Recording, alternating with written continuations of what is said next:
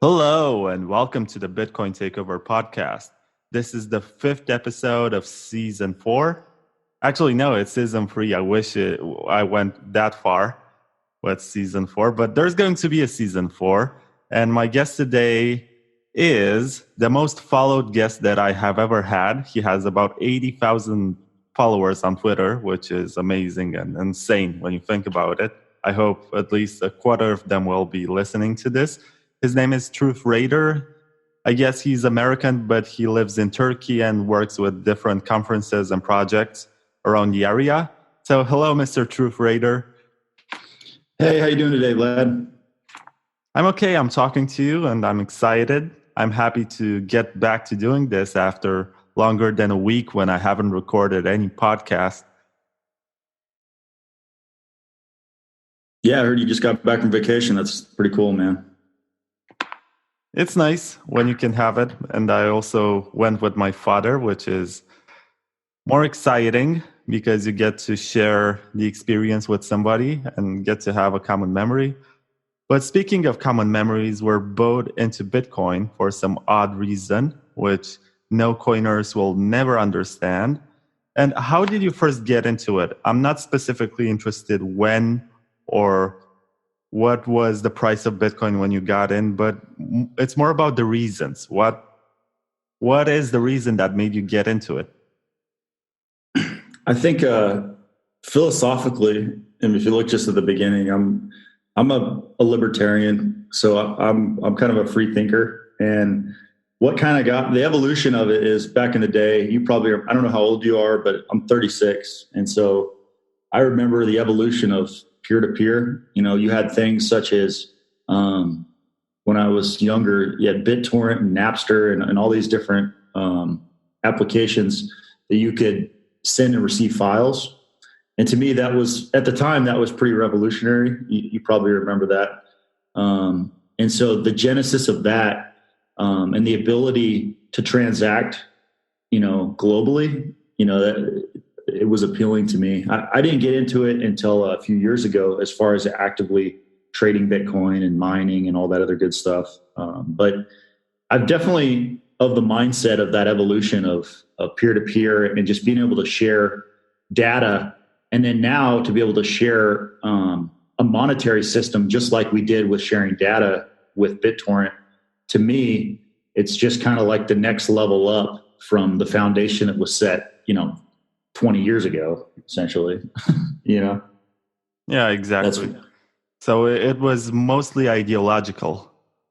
I think, and I'm still that way. I think mentally, it just makes sense for a person that's libertarian minded, who's open, who thinks that, we should be able to share information, share ideas, and also be able to share a monetary policy, like without a third party. That's kind of like the icing on the cake for a libertarian, Exactly. The way I see it. But sometimes I wonder why we don't have more left-wingers into Bitcoin, because it appeals to this idea which Karl Marx wrote about back in the 19th century about the proletarians raising and taking over the elite class, the bourgeoisie. So I think Bitcoin is more revolutionary than a lot of inventions that we have had. But at the same time, the leftists seem to be more trusting of the state, which is very strange. So unless you're going to stumble upon some kind of anarchist who believes in the exact description of what Karl Marx described and wrote about, then it's very unlikely that they will be interested in Bitcoin at all. And they will present all the classical arguments about not being backed by government and having the kind of monetary policy which only favors the early entrants and the elites. And it's not, if they cannot handle it in the sense that they can influence with their ideology, the policy, then they're not going to be interested just because they are some kind of outrage culture, which is rooted in this idea of changing through their protests. But at the same time, you have these people who protested in front of Wall Street back in 2007, 2008. And there was the Occupy Wall Street movement, the 1%, the 99 percenters.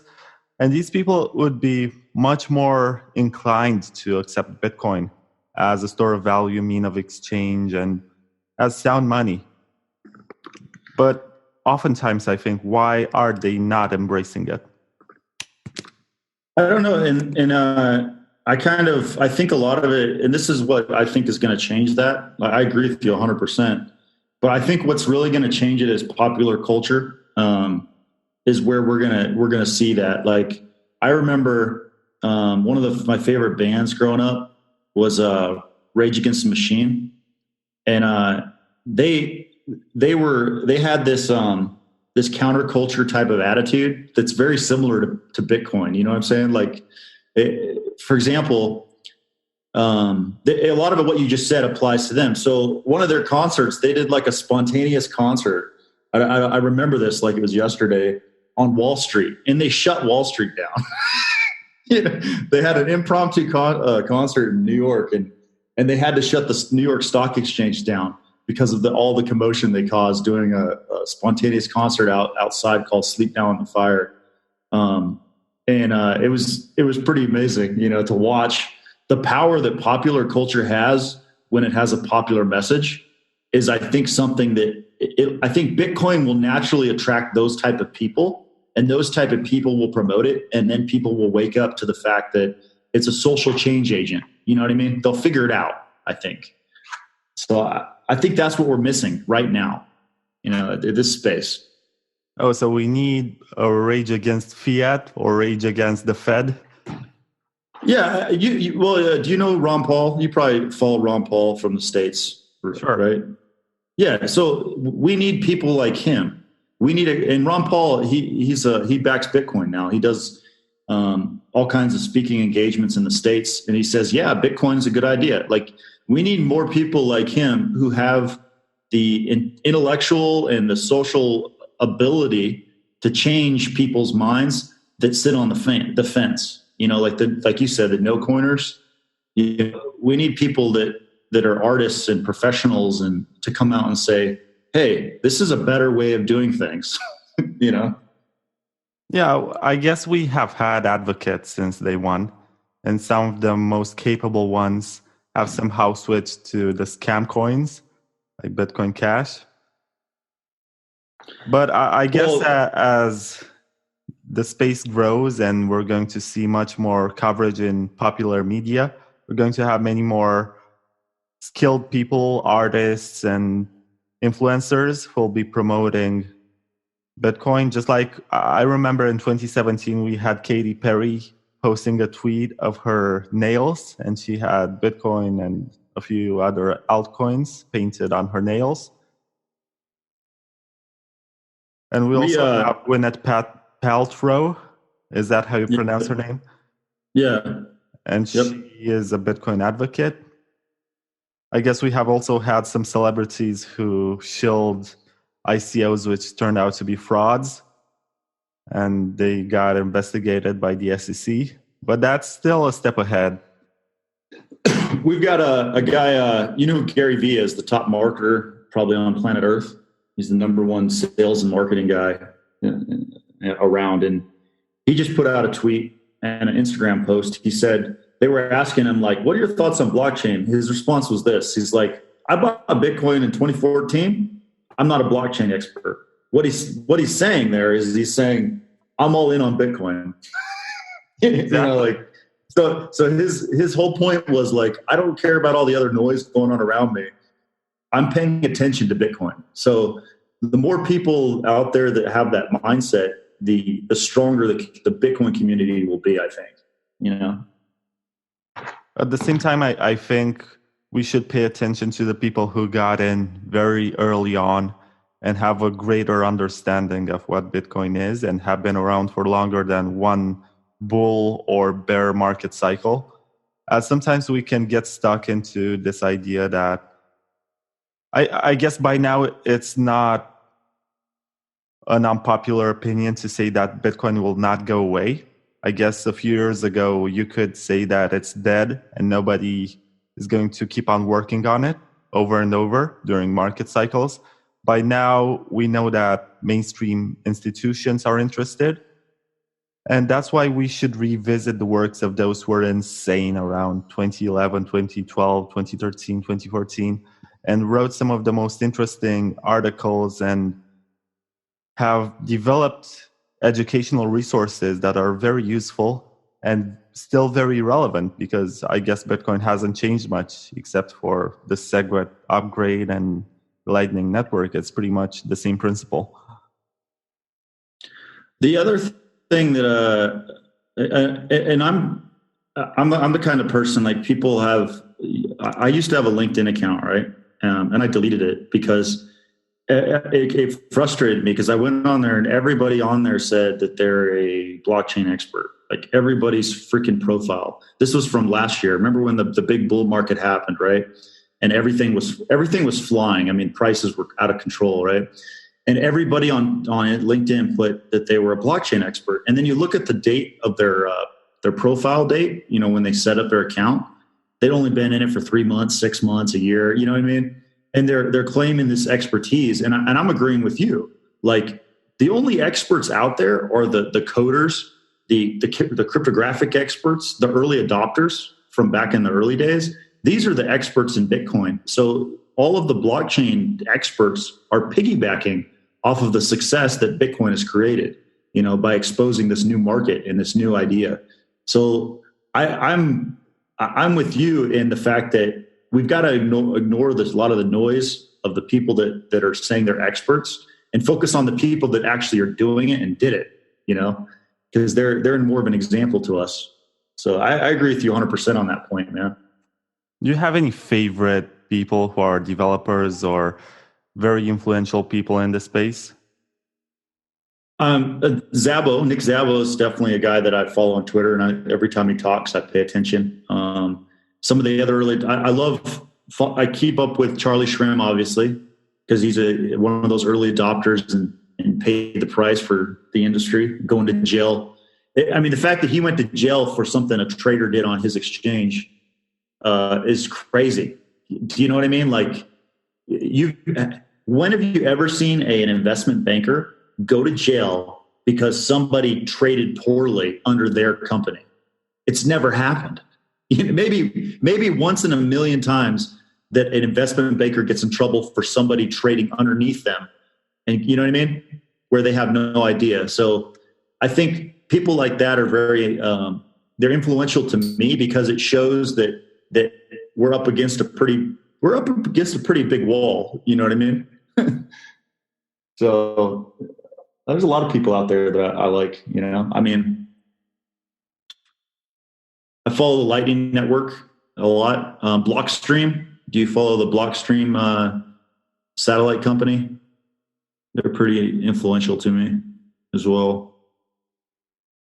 I think some of the people who post on a daily basis and inspire me to shape my understanding of Bitcoin are Eric Lombroso, who is a developer and has been around the space of development for longer than Bitcoin has existed. So he has a lot of expertise in the field of open source projects, has worked on Linux projects before Bitcoin came around. And he tends to have this ethical point of view in which he says that we wouldn't really need to settle our differences with money if we became more ethical and we had, a more compassionate approach to one another, as opposed to relying on a state or some kind of agency to tell us when we should be charitable and when we should help the other people. We should just develop this worldview and mindset in which we should make the world a better place in ways that are not Silicon Valley posts or taglines. And I also like Pierre Rochard. I think he is brilliant. He's one of the best advocates that we have in the space, and a very talented developer who happens to have a background in accounting, which is insane when you think about it. You have an accountant who discovered Bitcoin and then started coding and then became one of the most famous people around.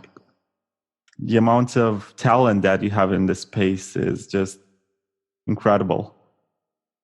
And I also follow people like Vladimir van der Laan, who is the maintainer of the Bitcoin Core GitHub repository, and he has replaced Gavin Andreessen.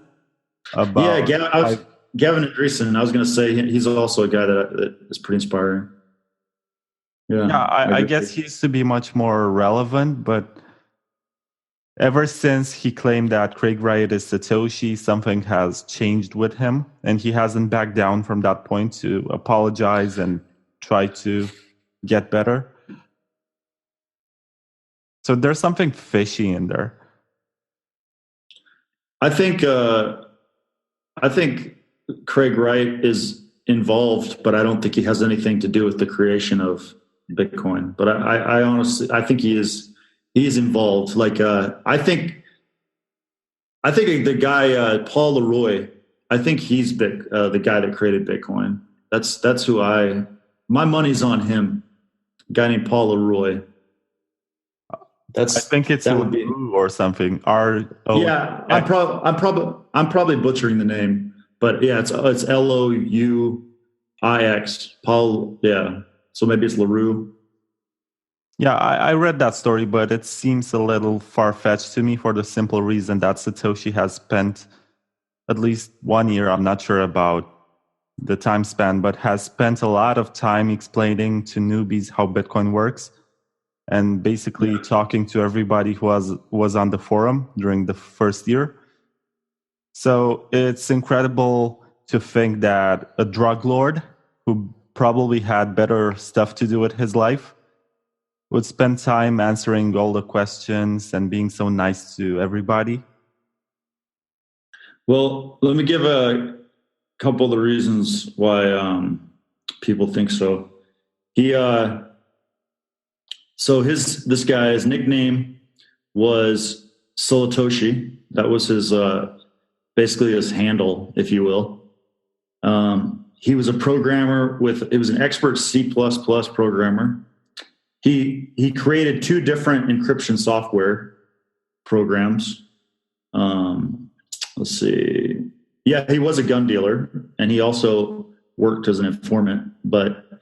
And then also, Craig Wright filed a bunch. Here's what I think happened, because Craig Wright and Calvin Ayers, they both are trying to crack the encryption that I think this guy created to hide his basically all the information, all of the stuff that this guy, I think Paul Roy created, is encrypted, and I think Craig Wright and Calvin Ayers are trying to get into it.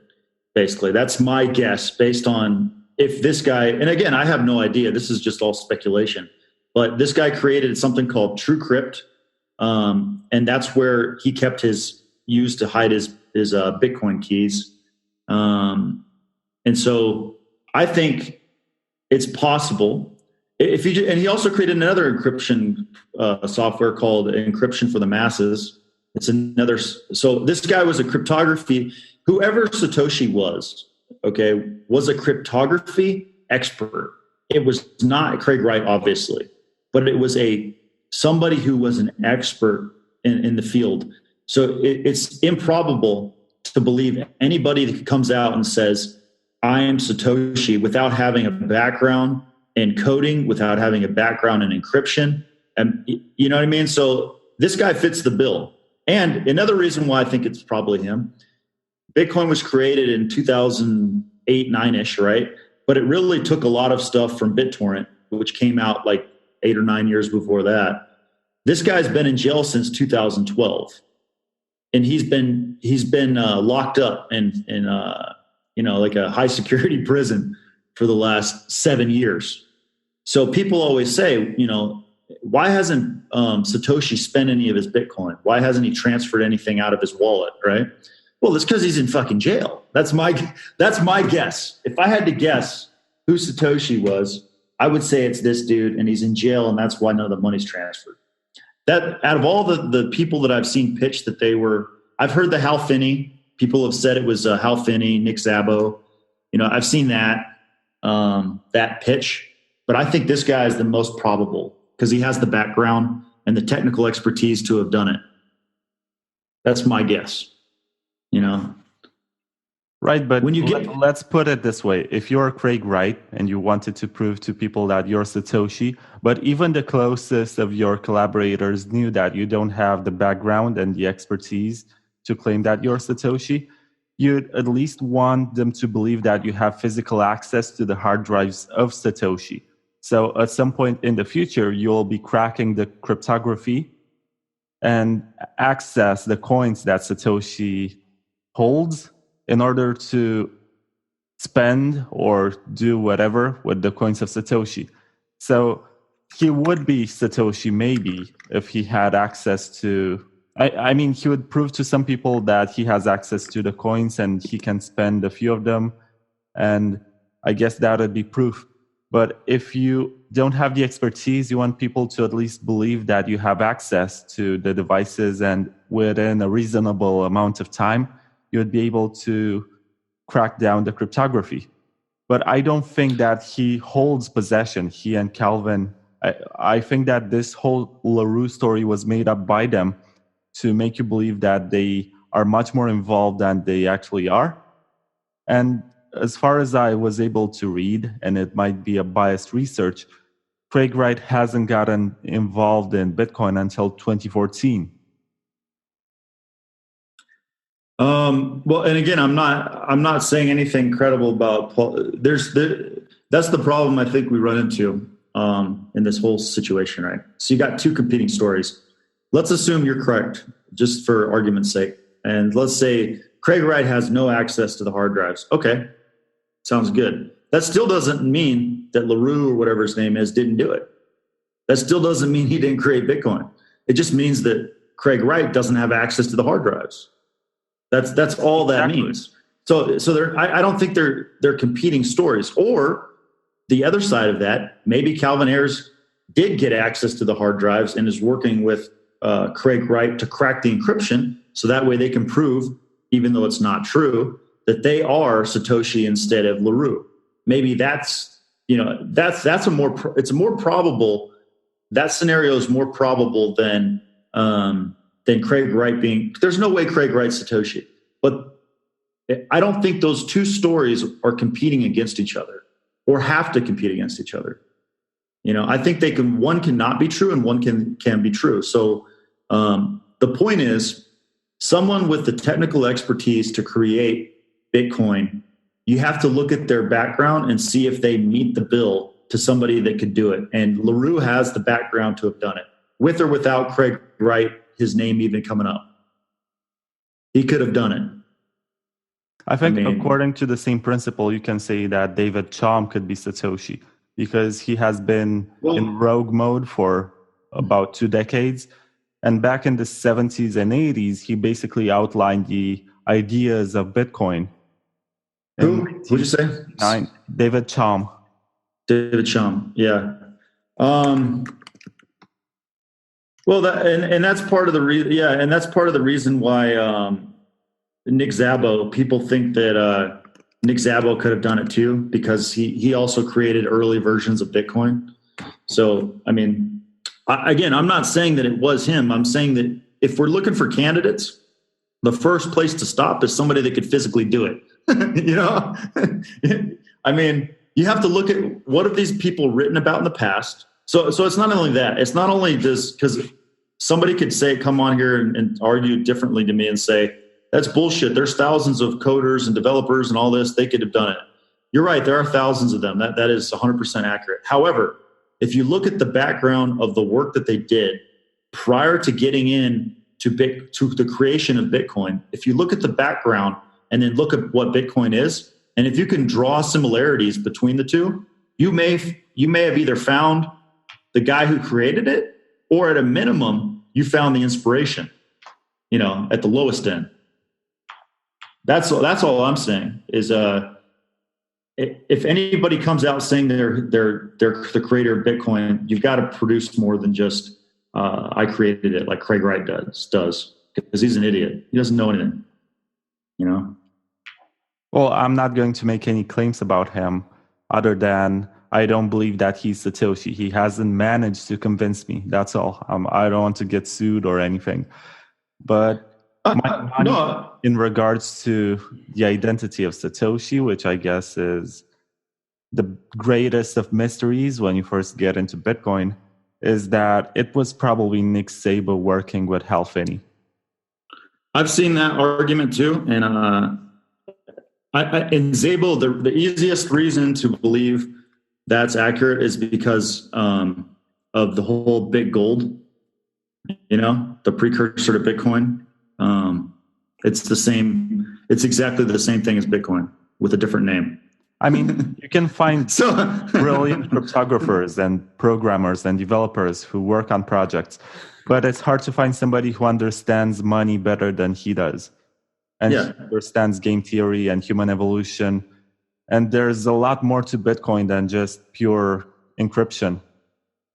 No, I agree. And Nick Szabo, I think those are the two biggest candidates. I mean, like BitGold came out in 1998.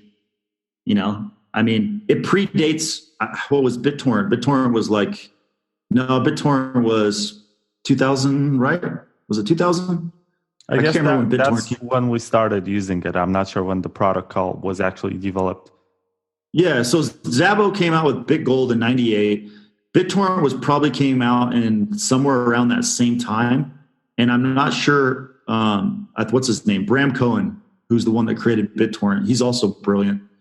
But so they came out around the same time. And if you look at Bitcoin, it's very similar in principle, or it takes similar principles from BitTorrent. So all of these smart cypherpunks are working on this shit around the same time. So Szabo is a good candidate. I won't disagree with you on that. I'm not going to disagree. I think that those two, the guy I mentioned, Paul Roux, and I would agree, Szabo is probably up there. Those two are. They both were physically able to do it, and they both have the skills to have created it, and they were working in that sphere at that time. I think Szabo. The reason why Szabo is very easy to believe is if you do a side by side of the principles of Bitcoin and BitGold, they're exactly the same. There's no differences.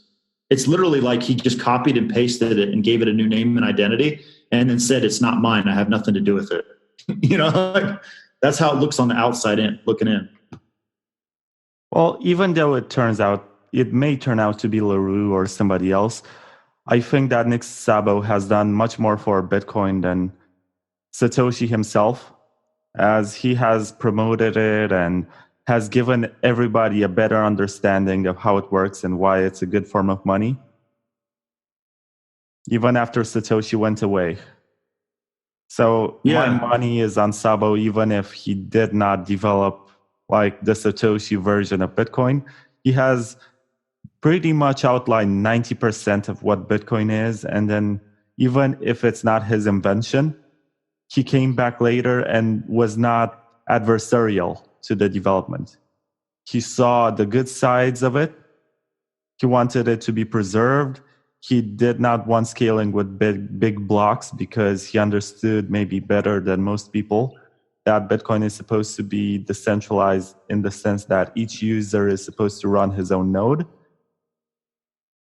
And up until this moment, he reminds everybody that trusted third parties are security holes, which is good advice even when you're dealing with entities that are 100% legal and established by the government and guaranteed to work according to your interests, at least on paper.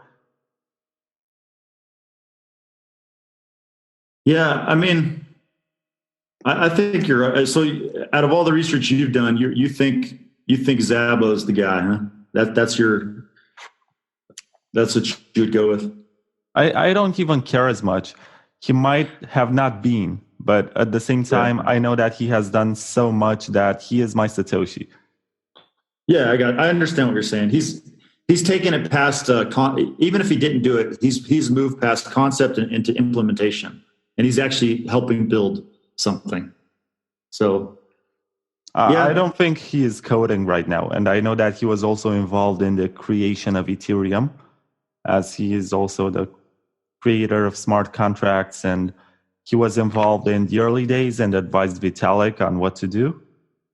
He doesn't like Vitalik anymore. They had some kind of ideological differences, as Vitalik tends to be much more leftist and likes Karl Marx, whereas Nick Szabo is actually the son of a revolutionary from Hungary who fought the communists. So there's no way for him personally and intellectually to agree with left-wingers. Mm-hmm. So, there's not a lot of, it's hard to find a lot of information on him, on Nick Szabo, on the personal level. He doesn't like to talk about himself. He doesn't post any kind of information about himself, but he likes it when people share his work. So I guess that's his legacy to the world. It's not some kind of Instagram picture where he talks about his summer holidays and the fun he had. It's all about the work that he has done. When you share an article by him and you tag him on Twitter, most of the times he likes it and retweets it because he thinks that this is the highest kind of esteem that you can present to him. It's not about praising him in the sense that you say, oh, you're such a brilliant person and you might be Satoshi. It's about understanding that at some point, maybe in the 90s or later, he wrote something which is still relevant today. And that's the highest kind of praise that anyone can get, to be contemporary, no matter how the political and social landscape changes. I guess 50 years from now, 100 years from now, maybe that Szabo will be just like modern philosophers, maybe like Foucault, Heidegger, and all the others. I think you're right. Yeah, because people like him are true idealists. They go beyond what they actually implement and they believe it. So I think you're right. He's probably in that generation of modern day crypto philosophers. Like the code is the philosophy. Exactly. Code is law. Yeah, and he's also a lawyer. Yeah, it's like it's like an art form now. Like, because if we look back in history at the different arts, 100 years ago there was no such thing as a cryptographer. Now it's like magic. It's like modern day magic. The ability to do what you can do with computing, and they're talking about quantum computing is a thing now. It's crazy how far we're advancing. But so back to Szabo though. Szabo seems to kind of have a right-wing stance though, based on his Twitter. Like when I look at his Twitter, it's very, I think that explains it, because you just gave me some background, because he's Hungarian, right? Yeah. You said he's an American citizen. I guess he was born in the USA, but I guess I thought about it in terms of why does he like Donald Trump? And I guess most of everything, he likes lack of predictability and anarchy, because that's what favors Bitcoin. That's the kind of political environment which helps Bitcoin gain traction. If we were in this kind of political framework where it was all fixed and predictable and easy to understand for the average person, and there was not much outrage, then there wouldn't be as many social incentives to get interested in Bitcoin. It definitely is interesting. It's kind of weird because what he created is so counter what he's talking. Like his Twitter feed, I follow him on Twitter a lot. I read whatever he puts out or reposts, and he's got such a right-wing slant. It's very interesting to when you look at what Bitcoin is. It's kind of, I don't know. You would not think that would be his slant, but it is. I mean, but then now you give me the background. He's a Hungarian. He's probably a nationalist of some sort. He's anti-communist. So he probably is echoing his, past generations, the way he was raised as well, like you said. So it's just interesting. it's interesting that he was part of all of this, but he's got such a different stance than, because when you think of Bitcoin, if you go like you and I, we understand at least the basics of what Bitcoin's about. But let's say we walk down the street and you ask some random person, say, hey, would you like to buy some Bitcoin, or would you like to trade some Bitcoin for whatever you have or something?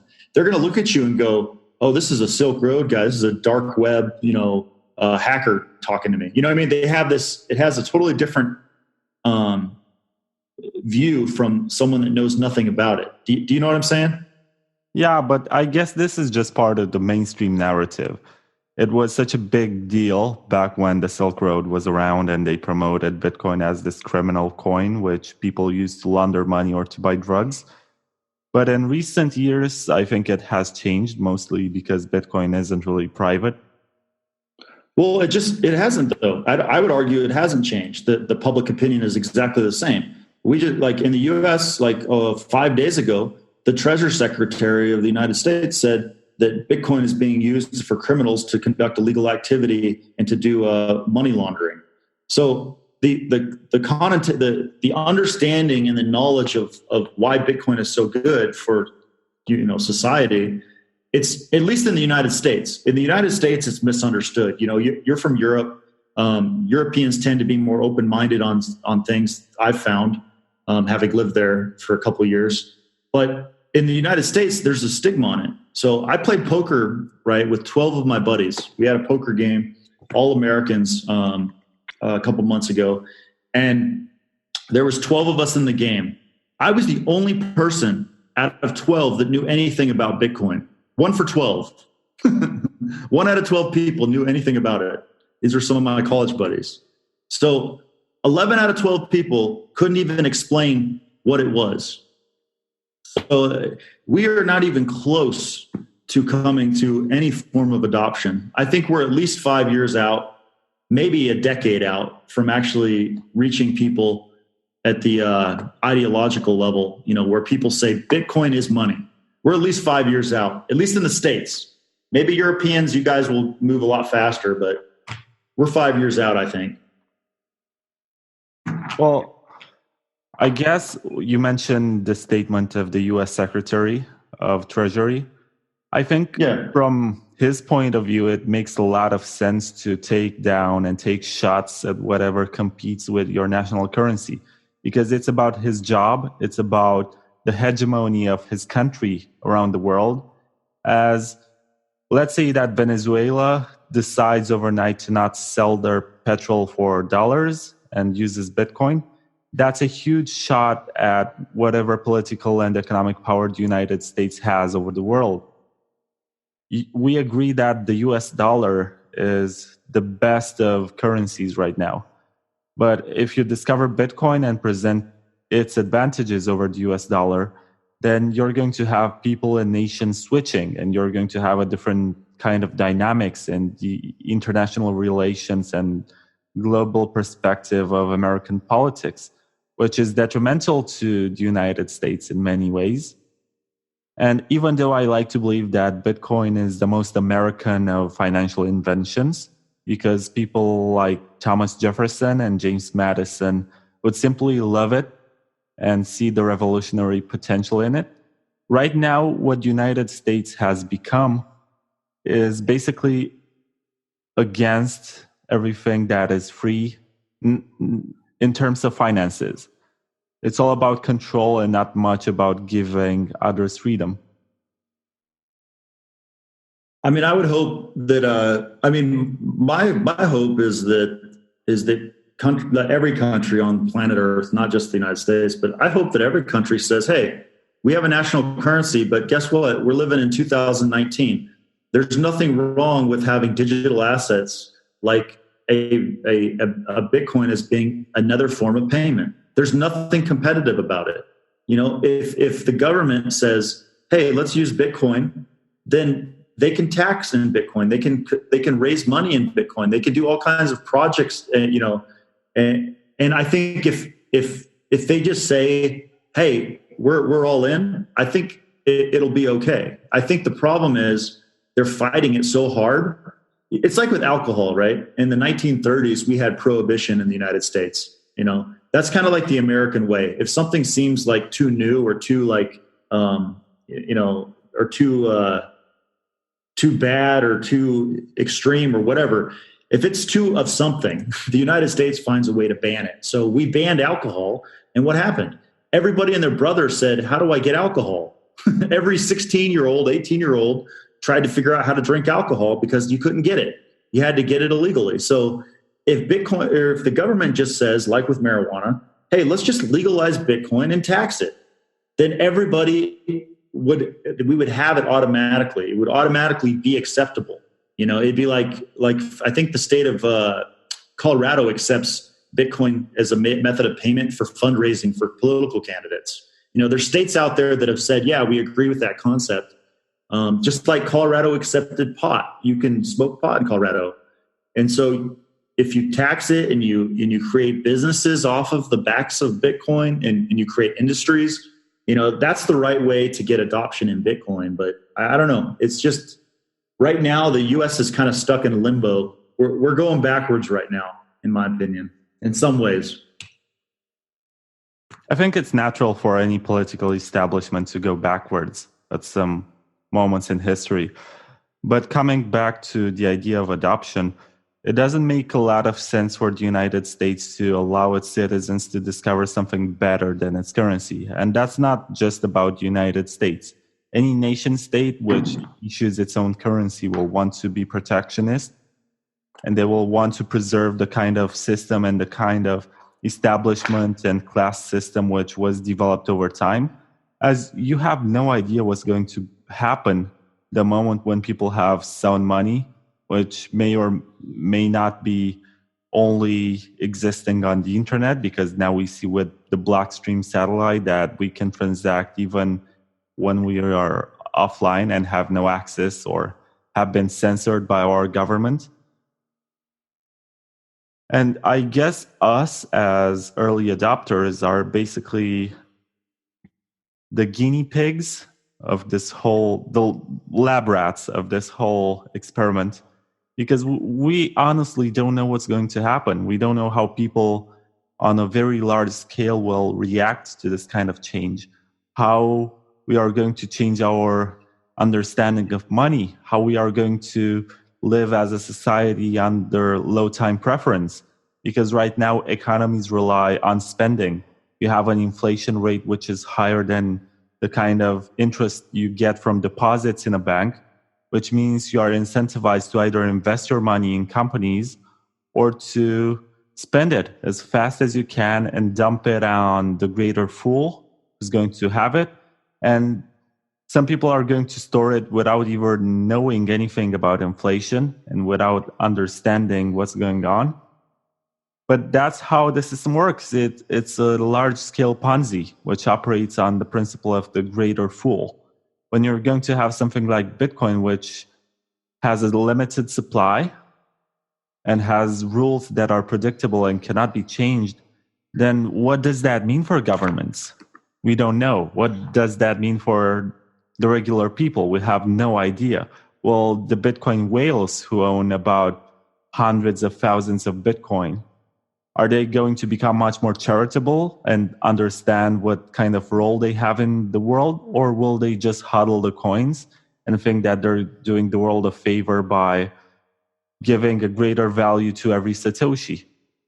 That's also something we don't know. So the kind of economy that we have right now is basically controlled by a government. And whenever somebody decides to hoard a lot of money, they can basically inflate the supply and reduce the value of the money that they're holding as a way of making them either give up on their wealth through taxation or donations, or accept that the currency which they are holding is going to get debased, even though the smartest and wealthiest of people are not holding any kind of fiat. They have gold, they have real estate, and they have all these assets which the masses cannot really afford. So I arrived to this point after discussing the idea that we don't know what's going to happen.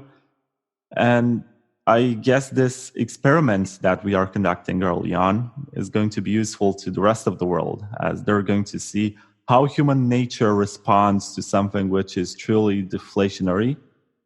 And some people will argue that it's the same as it was in the era of gold, like Seyfuddin likes to say, that the 19th century was called La Belle Époque, meaning the beautiful epoch or era. But even with gold, back in the Roman times, when they were holding gold coins, they would go to gatherings, and their form of taxation was to cut the corner of a gold coin. And they would gather all the corners of the coins, melt them, and that was basically a form of rudimentary taxation. We have no idea how governments can function and operate in a world where they cannot take your money and you have to voluntarily give away any of your wealth.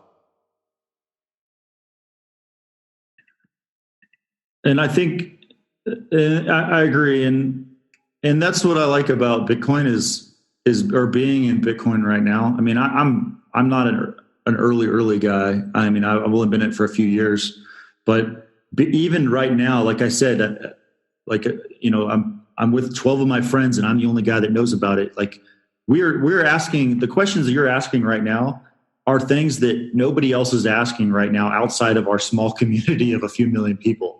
Because I'd say there's probably under 5-10 million people that truly are engaged at any type of thought level on Bitcoin. Maybe 5 million, 10 million on the planet that are thinking about the stuff that we're talking about. It's a small number of people. It's not as, because here's why I say that. Just because you open a Coinbase account and you buy $100 or $200 worth of Bitcoin, it doesn't mean you know anything about Bitcoin. Do you know what I mean? You know what I'm saying? Like, so I think it's a speculator. Yeah. So I would say, like, because you know how they always put out these statistics per country where they say 8% of Canadians own Bitcoin, or they put out these bullshit stats.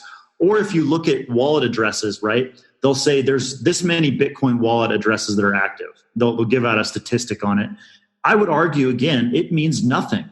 The amount of wallet addresses, the amount of percentage of people that own Bitcoin, that means nothing. What really matters is that globally, people that are actually paying attention to what's going on are talking about it, are thinking about new ways to innovate, new ways to grow the industry, new ways to better humanity through Bitcoin adoption. Not just, hey, there's 20 million wallets. There was only 10 million last year. To me, that's just a complete bullshit way of looking at adoption. And it misses the point, Yeah, I agree. What do you think about another topic I was going to talk to you about? So when it comes to Bitcoin research, what kind of drives you? Like, what do you look for? What are you into in the Bitcoin space? At core, I like to think that I am a political scientist, even though if you ask my professors, they're going to be like, no, that guy's an idiot. Don't listen to him. I had high grades back in university, but now I don't agree with a lot of my professors who tend to be left-wingers and Keynesians. Oh, okay. So I'm not saying you're wrong. They're basically the scientists of the current establishment.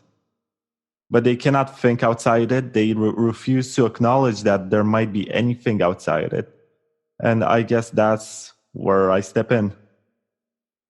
Okay, so okay, I got your stance. So that's good. For me, like, because I'm more into my thing is what I like about Bitcoin. I'm not a day trader. I trade on Binance and a couple of other exchanges.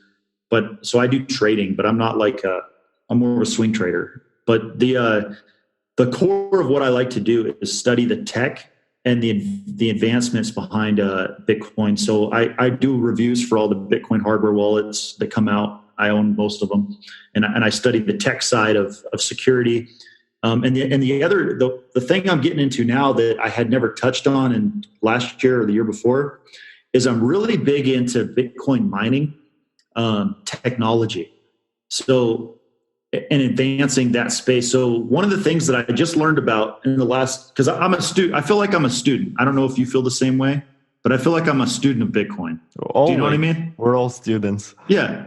Yeah. So if I had to say like what I am, I'm a student of Bitcoin and what it can bring to the world. So one of the studies that I've been doing lately is the fact that there's a way to advance Bitcoin at an industrial level that I never knew was physically possible.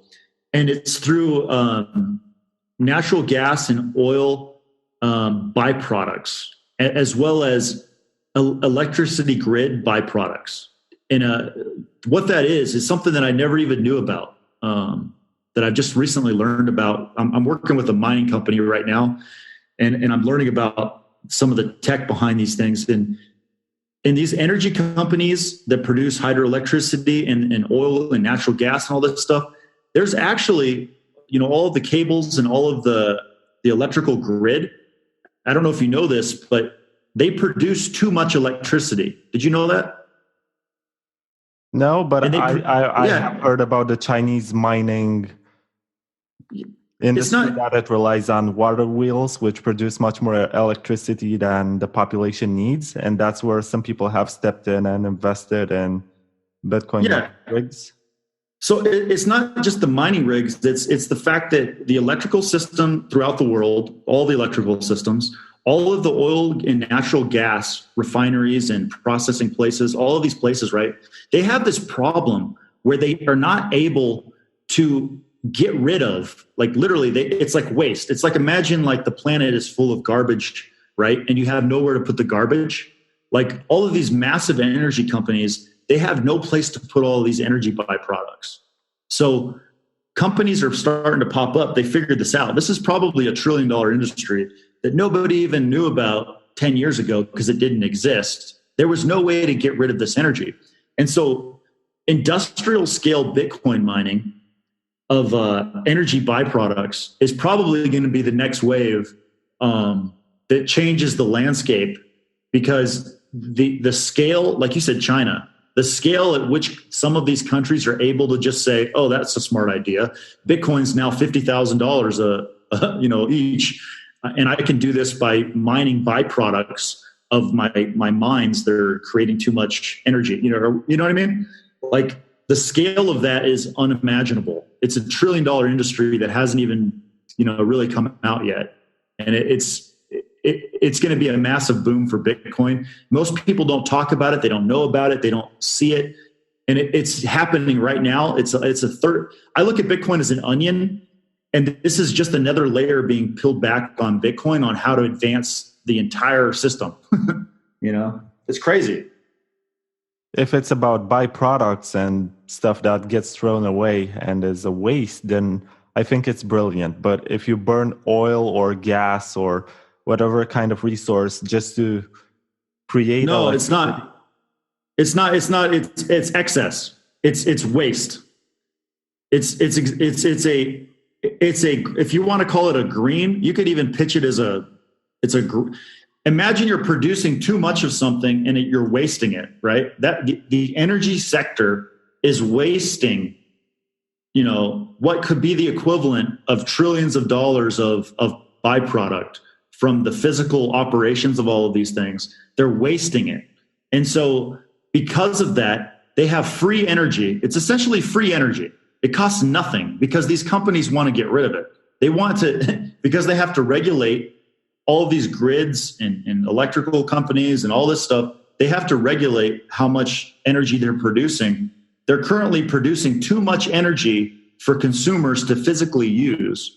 So it makes sense to come up with a way to get rid of stuff that's being wasted and improving the Bitcoin system. So it's like a twofer. You're not wasting the energy that the earth creates. You're not wasting it, and you're using it to provide something good for the rest of us. So I think ideologically, as long as it doesn't do what you're saying, which is create more waste, that would be bad. But if it's truly what they say it is, all the experts, if it's truly waste and truly a byproduct, then to me it's brilliant. If it's true. And I'm not a scientist or anything, so I don't know. But that's what all the research I've read says, that we are wasting trillions of dollars of energy production on planet Earth. And if that's true, use it to mine Bitcoin. That's my argument. Sounds reasonable. But so that's kind of the other thing that I'm really interested on the tech side of Bitcoin. Like, how can we take the planet that we've been given and make it better using this cryptographic technology and peer-to-peer technology that we've never had before at this scale? How can we use this to make life better for everybody? And I don't know a better system than Bitcoin. I'm looking for it. Where's it at?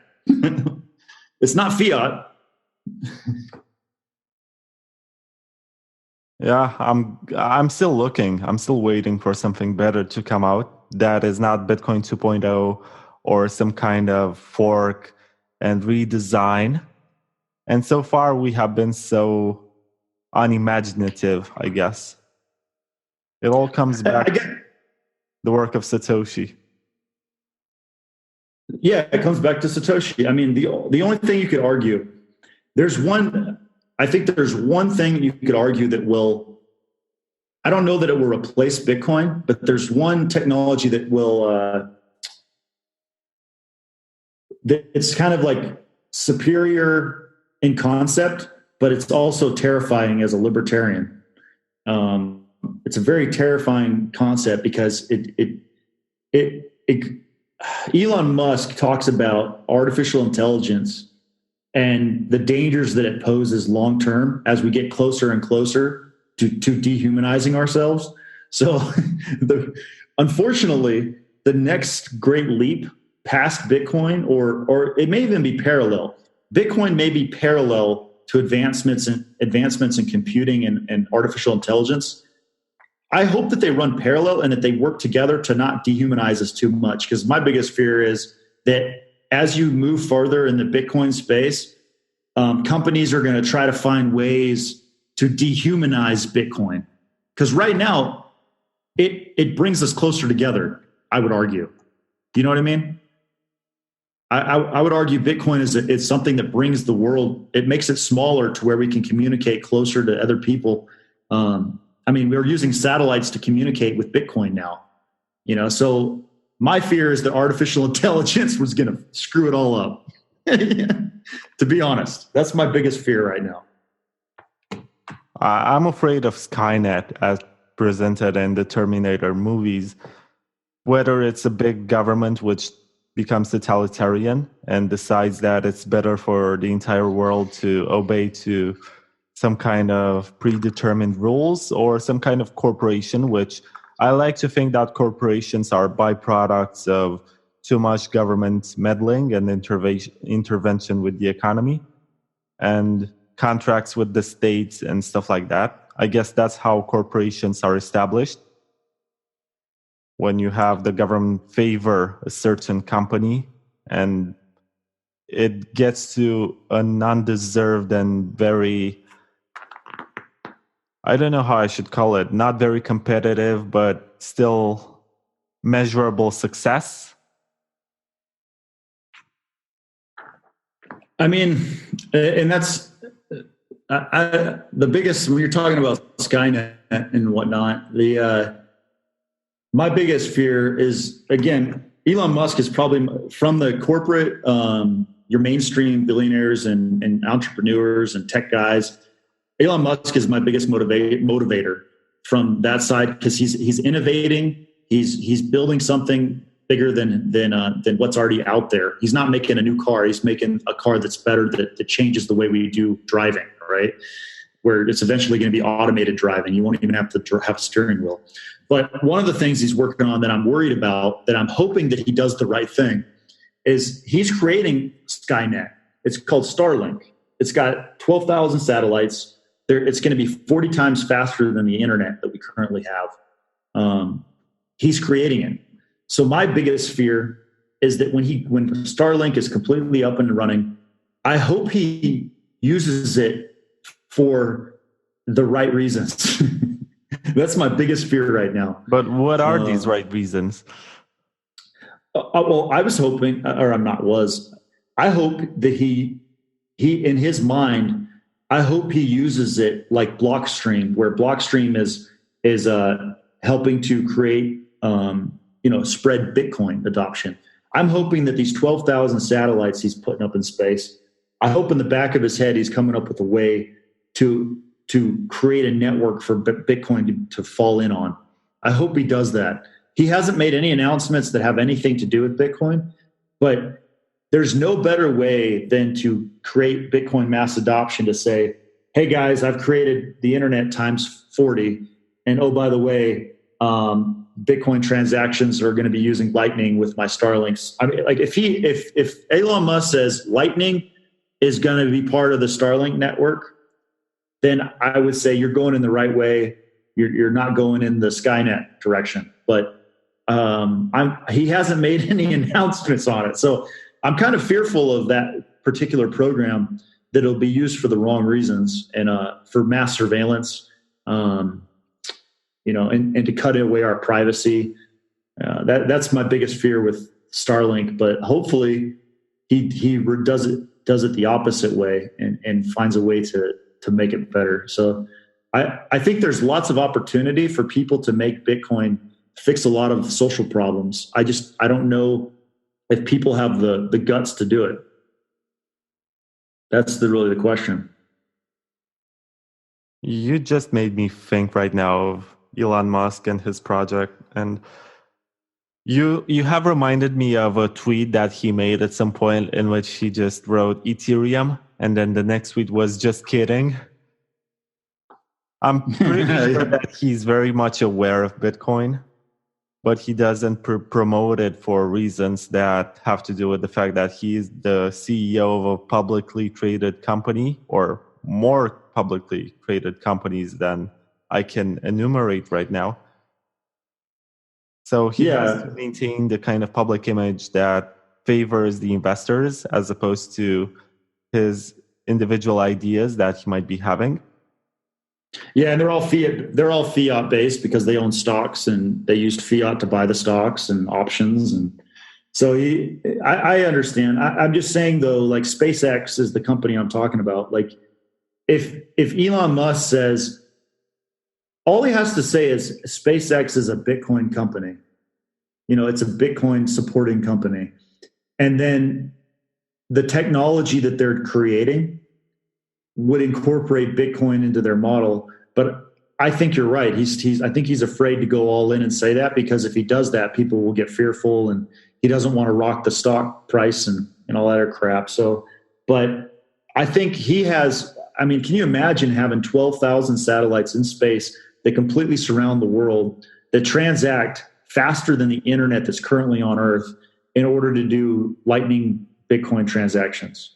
I mean, it's unimaginable the amount of speed and the adoption that would happen if SpaceX says that's what we're doing. But he hasn't said that. So unfortunately, there's maybe he's going to do it. Maybe he's just not telling anybody. Maybe that's part of the reason the satellites are going up. You don't know with Elon Musk. He's a wild card. There's so much that we don't know. Just like I remember that Jack Dorsey got invited to the Consensus Conference in New York back in 2018. And nobody really had a clue what he was up to. But then he revealed all of the involvement of Square into Bitcoin and Cash App. And I think it was last week that he gave away basically one full Bitcoin with Cash App. And some people who maybe did not care much about Bitcoin ended up receiving that amount. And they're going to be under the obligation to at least understand how it works and learn about it, and maybe you look at some charts and see, okay, so there's much more to this than selling it today for $10,000 or whatever. And hopefully this involvement of CEOs of big companies is going to lead to the kind of adoption for which we hope, because so far we have had CEOs of Bitcoin companies who try to change Bitcoin for their own benefit and for reasons which only concern the profitability, and I mean the short-term or mid-term profitability of their companies. And I can think of people like Roger Ver with BitPay and Eric Voorhees with Shapeshift. I can see why they care about the fees, and they want the customers to use the smallest fees possible to be able to transact. But they should not try to change Bitcoin according to their business needs just because they want to make more fiat. That's kind of dumb.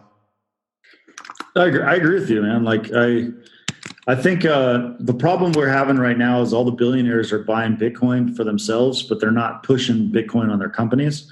So they're not exposing large groups of people to Bitcoin. They're just saying like, hey, I bought Bitcoin. So what happens when you do that is like you and I, again, it goes back to, we understand. But again, go back to the guy on the street that doesn't know anything. If they just hear a billionaire bought Bitcoin, they're going to think, oh, so another rich guy just got richer. But if they're using the full weight and power of their corporation to influence a market, that introduces the Bitcoin to the entire industry. And that's what we haven't seen yet, other than, like you said, with Jack Dorsey and Cash App. He's starting to do that.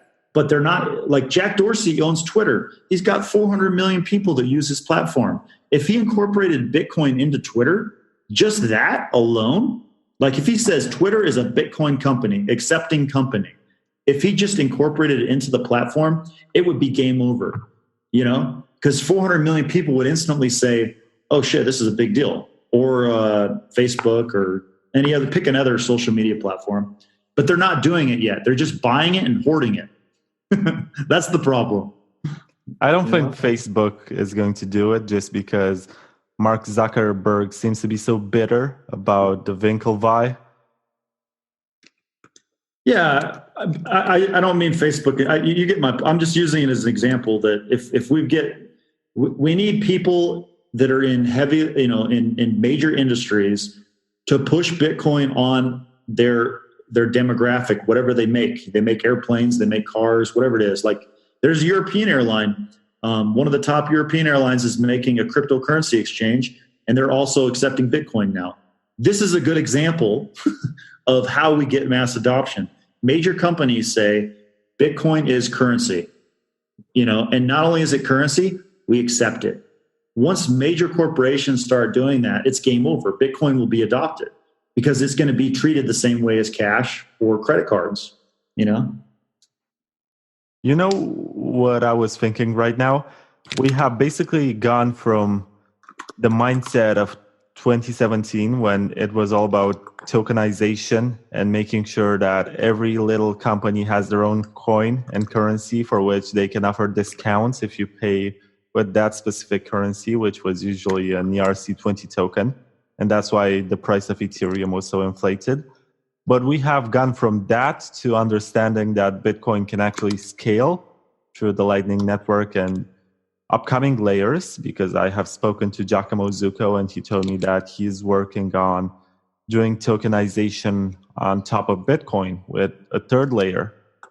And that's fascinating, the idea that a company like Apple can sell its shares and stocks on the third layer of Bitcoin, and basically you cash out your shares on the third layer and get some Satoshis on the second layer. And then maybe you want to transact them a little bit, and then you settle on the main chain and you get Bitcoins. And I think what you just said, like you just made, it goes back to what my concept of if we look at Bitcoin like an onion, what you just said makes perfect sense. You're talking layers. You're talking about doing transactions automatically without the user knowing they're doing it. And you're just saying, hey guys, just so guess what? You got stocks, sounds great. We have a way to layerize the system to where you can cash out some of your stocks and pick up Bitcoin. And you don't even have to know how to do it. I'm just letting you know that you're going to get Bitcoin for this. When it gets to that point, like imagine if you go to an investment broker and say, hey, I want Bitcoin. Okay. Or I want stocks. And it's automatically built into the system. It's part of the trading platform of whatever company. The onion is peeled back, but you don't see anything but the onion. Then people are going to be using it and not even knowing they're using it. And that's what you just said is another example of how there's ways to use Bitcoin, because everybody that I tell that I like Bitcoin that are the Ethereum crowd or the Tron or pick a different network, they all say that it's too expensive to use Bitcoin, right? That's the biggest argument against Bitcoin from the crypto community. But that argument goes away with Lightning. It goes away with there's side chains. There's ways to get rid of this problem set that are being created right now, which is the expensive aspect. That's the biggest argument people give against us is the cost, Yeah, but also with Lightning, I guess the problem when you run your own node, and this is part of the criticism, is that you have to already own the amount that you're about to receive. So to have a channel which is as large as the amount that is about to be received. So unlike main chain Bitcoin transactions, you can just download a wallet and receive funds and also run your own node. You basically have to own the amount that you will receive. So it's basically, so right now the Lightning scalability is basically microtransactions, if you will. It's good for people like that are using Bitcoin, but you're trying to do microtransactions. It's not built for somebody that is new to Bitcoin, is what you're saying. You have to have the Satoshis available to back up the transaction. Is that what you mean? Yeah. Yeah. So exactly. So for people that are in the industry already, Lightning is super easy, but they definitely need to tackle that for people that are new. Because if you're going to go out and buy a car, that's like, how are you going to do that? So I see what you're saying. But for microtransactions, like, hey, I got my phone with me. I've got this app and I want to buy a Starbucks. I want to get a latte. That's perfectly doable under Lightning. Unless I'm misunderstanding what you're telling me as far as how the process works. No, it's perfectly reasonable what you're saying. And it makes a lot more sense than using, I think also the Winklevoss twins have presented some kind of third-party service which allow you to buy coffee with Bitcoin without any kind of fees, because they are the third parties which intermediate this process. And you can go and buy coffee at Starbucks without fees just because they are in the middle of this transaction. But it should not be like this. That's not how Bitcoin was designed. That's not the philosophy of the whole protocol. And if anything, we should aim to decentralize every process to the greatest extent that we can. And decentralization is much more than a buzzword. It's about empowering ourselves and taking away the power from the third parties. And it was not possible before the internet and before the peer-to-peer networks. I think, and again, I'm a huge fan of decentralization and all this great stuff. But and Bitcoin does that in its core right now. My biggest thing I would say to all the really smart tech people that are brilliant developers and stuff who are complaining about decentralization. Here's my number one as a libertarian. Forget technology. Let's peel back the technology layer and say, look, technology is awesome, but here's the real deal. As a libertarian, what do I want? I want to be my own bank. I want to have I want to be able to store the money on my person and not have to ever use a bank ever again for the rest of my life. That is the libertarian in me telling the tech community what I want. And if Bitcoin or Lightning or side chains or multi-chain, whatever gets us to the point where we can say that statement and affirm, I am my own bank, to me, that is success. If it has to be done through different layers and different networks or whatever it is, I honestly don't care. I just care that we go from a system of relying on central banking, fiat currency, to a system where each human being on planet Earth is in control of their own financial security. That is the goal. That is the end state. Decentralization is just a tool, in my opinion. That's my take on it. Well, of course, are able to identify any kind of ideological reasons to do anything, then it makes a lot of sense to go by the rules and pursue these actions. And the beauty of Bitcoin in itself is that it allows you to be self-interested while functioning. So its growth as a network relies on people who only care about their own financial interest. And that's fine up to this point. Greed works. Yeah, it does. But I mean, I agree with you. If we look at Bitcoin, the foundations of why it was created, it wasn't created to make billionaires trillionaires.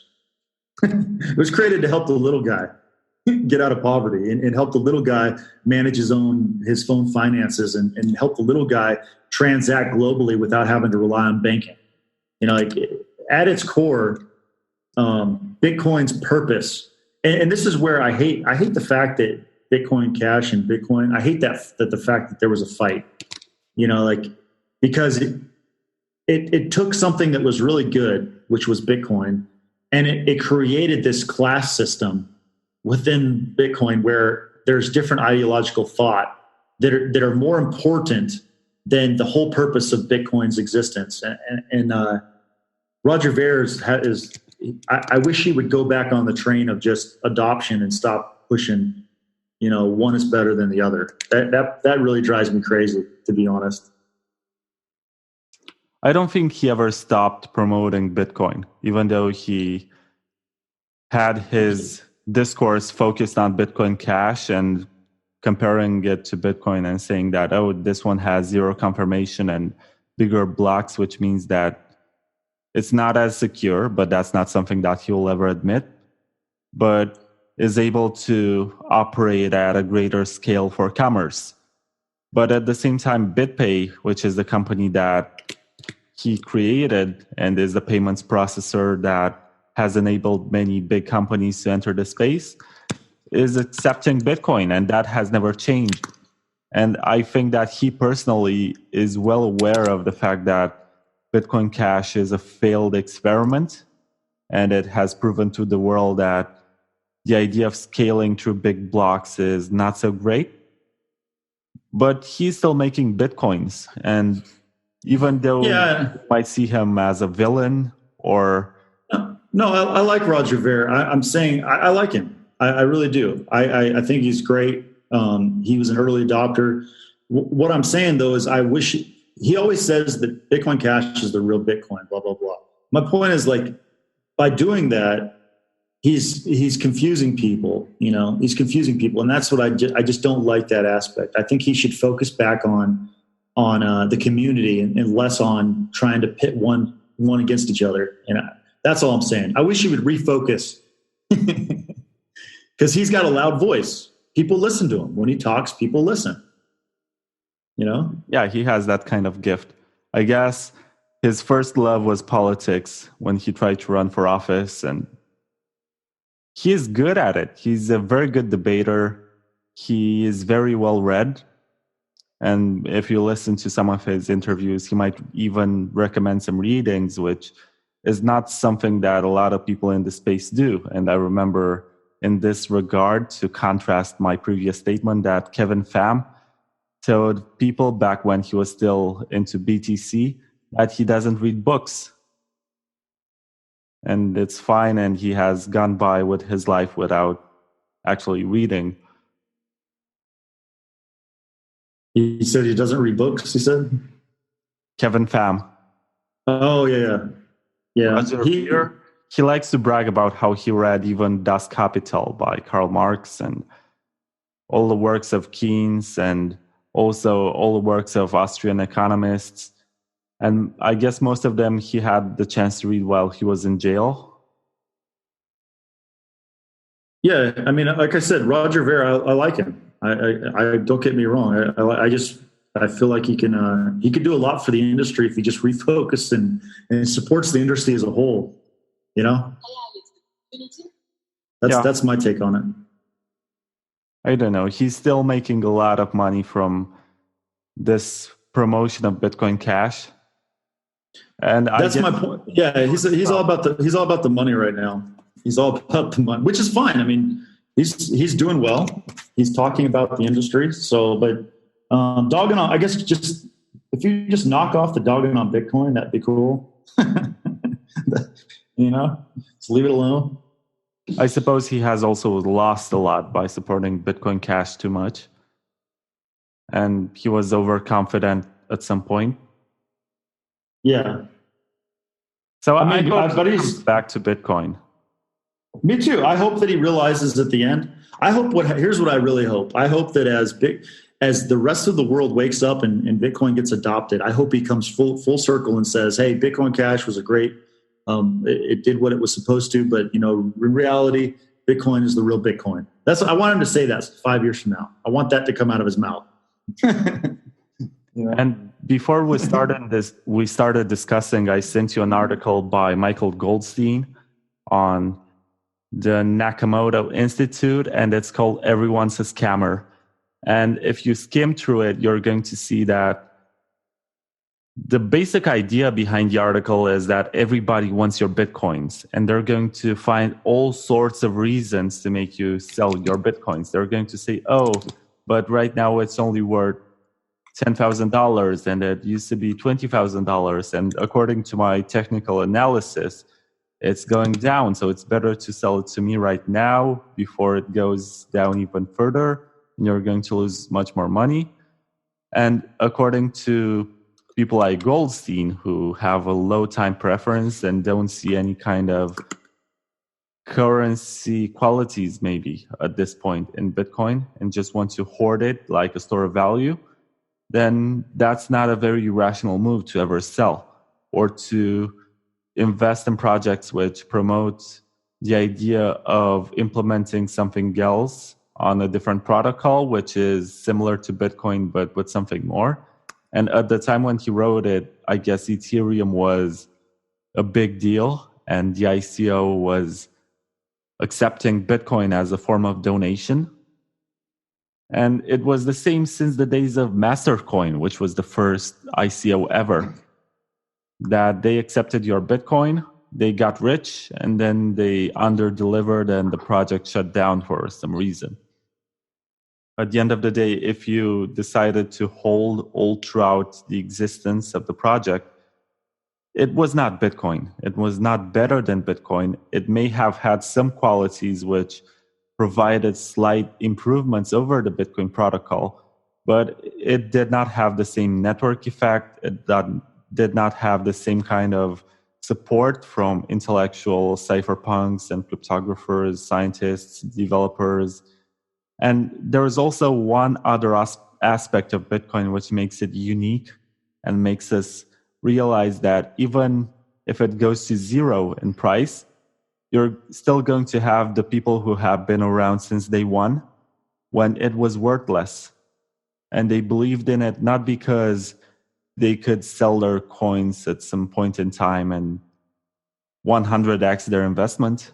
It was all about the principle and what they could accomplish and what they can still accomplish with such an invention, which is impossible to confiscate, it is impossible to censor, and maybe plays all the right chords for a libertarian who wants to listen to this tune about empowerment and sovereignty and individualism. Yeah, I agree. I mean, that's the core of why. I mean, at the end of the day, like you said, if it goes to zero, let's say tomorrow Bitcoin went to zero, I still will hold the same beliefs I have today that I did when I started Bitcoin. Nothing for me philosophically will have changed. I was able to use a form of currency to transact internationally without anybody telling me I couldn't do it. I mean, that's a powerful statement, even if you forget about a price. That's a powerful statement, because there's nothing else on planet Earth that does that. So it pulls at the libertarian strings very strongly. I'm not going to lie. Exactly. And the people who have been red-pilled are not ever going back. Even, I guess, if Bitcoin gets broken tomorrow and the cryptography proves to be no longer functional, we would still not get back to our old lives and accept the defeat, because we know that it's too late for that. We can go to Monero, we can go to whatever project is still not broken and help improve it. I don't think Bitcoin is going to go away anytime soon, because it managed to incorporate the greed of other traditional investors, and governments are not really acting according to a greater long-term plan, at least not the democratic ones, and they act according to those who maybe finance the campaigns and have a strong lobby presence.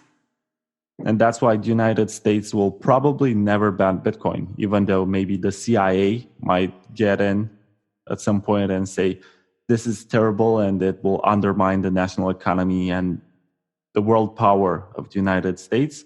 You're still going to have the Wall Street investors want to see how they get much more US dollars or they accumulate more Bitcoin. And if we have learned anything from the lesson of modern American politics, is that Wall Street dictates policy to a greater extent than we like to admit. And I guess that's why a lot of people are into it. The good thing about the United States is we don't need the federal government to back Bitcoin. Like they could never back it, because we have the way that we're set up. Our government is under the Constitution. We have the 10th Amendment, which essentially basically says that the state has the rights over the federal government to represent the people. So we don't need a federal proclamation that Bitcoin's legal or can be used as a national currency, because at the state level, they have the ability by state to decide yay or nay. And it's kind of like a competition. So let's say a state, like give examples, Colorado, they love Bitcoin right now. Let's say Colorado says, hey, it's legal. We're going to tax in Bitcoin. We're going to make it to where you can use whatever you want. All the other states are going to follow, because it's going to make financial sense. So let's say you're trying to budget your state budget and you're short $5 billion. And so you say, hey, why don't we make up this gap by letting in Bitcoin companies come in and operate in the state, and we tax them to help fix some of our budget gaps. It's going to happen. So that's the beauty of the states. Is I agree with you. I don't think at the federal level it's going to get adopted anytime soon, if at all, ever. However, I think, and I predict, that you'll start seeing over the next 5 to 10 years, you'll start seeing state by state, they're going to slowly pick up different aspects of Bitcoin, adoption. And I think that's going to be the way it's going to happen. Is it's going to be slowly implemented by some of the more progressive states.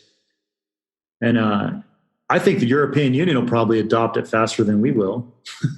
I don't think so. They're trying to compete with the dollar, with their euro. Well, maybe it won't be Bitcoin, but I'm saying I think that they'll try to figure out a way to. I don't know. I think maybe it won't be Bitcoin, but they're going to try to figure out a way to compete from a currency perspective. I think. I mean, it's looking a lot more. I mean, having lived in Europe and living over in this part of the world, it's moving a lot faster here than it is in the States. The governments throughout Europe they seem to be liking it more than. I mean, you can just check just based on basic news coverage, and then countries like Taiwan, Singapore, Japan, Korea, they're also moving pretty quick with respect to Bitcoin, I would say. By the way, you mentioned that you live in Europe. What is it like to live on Bitcoin in there? Are you actually able to buy food and get some kind of accommodation? I'd say you can't. No, I would say you can't right now. I mean, in Istanbul, but in you can't. I mean, here's my criticism of Europe and different parts of the world right now is you have for example, Malta, right? Went to Malta last year, and I'm going to go back in November. You got to make it easier they're called the blockchain island, but you got to make it easier for people to transact in the currency that you're letting people use, and it's right now, I'm trying to think of the easiest place to transact in crypto and especially Bitcoin. And I don't know where it is. Maybe, I can't, you can use websites like Travala. It's a travel website that I believe takes Bitcoin for booking flights and hotels. So it's possible from the internet. Do you know what I'm saying? To transact. But in the actual physical world, it's very difficult right now. And that's why I say we're 5 to 10 years out. Because people like you and I, we're able to talk about Bitcoin very easily, but for the average person in Europe or the United States, they don't understand how to implement it into their daily life still. Is there any kind of ban on Bitcoin or cryptocurrencies taking place in Turkey right now? No, I don't see any ban on Bitcoin. There's an exchange called BTC Turk. It's the largest one of the largest ones here. And they're able to buy and sell crypto and Bitcoin. So Bitcoin's not a big deal. Actually, the funny thing is the big thing that's going on here, and not just here, but other parts of the world, is the mining aspect. A lot of people are using ant miners to mine Bitcoin. People just don't really talk about it as much, but Bitcoin mining is something that's pretty popular. So you're more likely to see somebody from Turkey mining Bitcoin than somebody that's transacting in Bitcoin. So that's kind of the different angle I would say there. A lot of transactions, a lot of mining going on. Okay. I know that Turkey is this authoritarian regime which likes to pose as a democracy, but it's actually not. And you have President Erdogan, who basically promoted himself from the position of a minister and then became prime minister and now president, and keeps on changing the laws. And there are lots of parties which are interested in removing him from power. But at the same time, you have a long history of Turkey being actually the Ottoman Empire and having the Sultan and being ran by the kind of government which does not grant civil liberties and does not provide any kind of democracy. Just like in Russia, actually. You have a longer history of authoritarian domination, which people seem to incline to like just because it turns them, or at least feeds them, this sense of being the world power. And yeah, I don't know, man. What reflects to Bitcoin is interesting, actually, because sometimes they outright ban it and say our national currency is king and we are going to use it and you are supposed to use it. And if you get caught using anything else, be it dollar or Bitcoin, you're going to get thrown in jail. Or they can just embrace it and understand that if they truly want to become a world power, they have to allow all the means that enable outside money to get invested in their country. I think every country is going through a crisis. I would say to categorize at a bigger level, or at the macro level of this, is developing countries all around the world are struggling with this identity crisis of how do I manage a national currency with the rise of Bitcoin and crypto? How do I manage both? Because they see that some of the bigger countries, economically and technologically, like Japan and Taiwan and Singapore, they're adopting Bitcoin, they're adopting crypto, they're implementing blockchain into different companies. So the developing world's playing catch up, I guess is my overarching point. Is they don't understand Bitcoin and they don't know how to catch up. All they know is that they see that Bitcoin is going to be a big deal. They see people mining it, they see people buying it, they see people trading it, they see billionaires talking about Bitcoin. So the developing world is watching very carefully, and in places where there's no money, like Venezuela, for example, if you look at the purchase rates of people buying and opening wallets and purchasing Bitcoin in Venezuela, it's astronomical. People are desperate to get out of problems, you know? So I think at the macro level, you're going to see the developing world trying to catch up at a faster pace than places like the States, Canada, and everywhere else, because they have to catch up, you know? Exactly. And I guess when you live in a developed country, which grants you lots of advantages as compared to the rest of the world, you don't really think about the inflation with your money. I don't think many American citizens really care about the 2% per year inflation that they experience. To them, it's something normal. But when your inflation rate is within 2 or 3 or 4 digits, then that's a problem. And you're going to think about ways in which you can preserve your purchase power.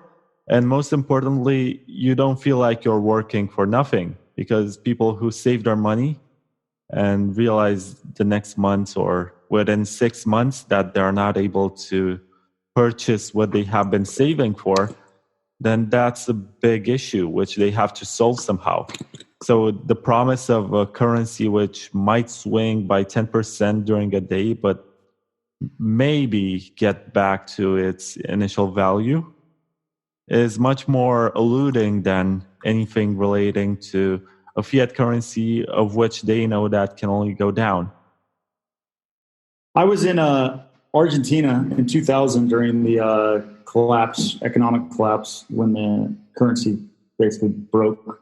And my friend, because I was there, I had a friend that was from Buenos Aires, and his mom owned like vineyards and stuff. The government stopped everybody's ability to pull money. They had a bank run, and you couldn't take money out of the banks. It was all blocked, whether you had U.S. dollars or Venezuelan, I think it was pesos. You know, nobody could take money out. So that was a huge wake up call to me. You know, that's probably the early foundations of my libertarian leaning philosophy, is because I couldn't believe that someone who owned money in a bank couldn't just go take it out, you know, and people were on the streets.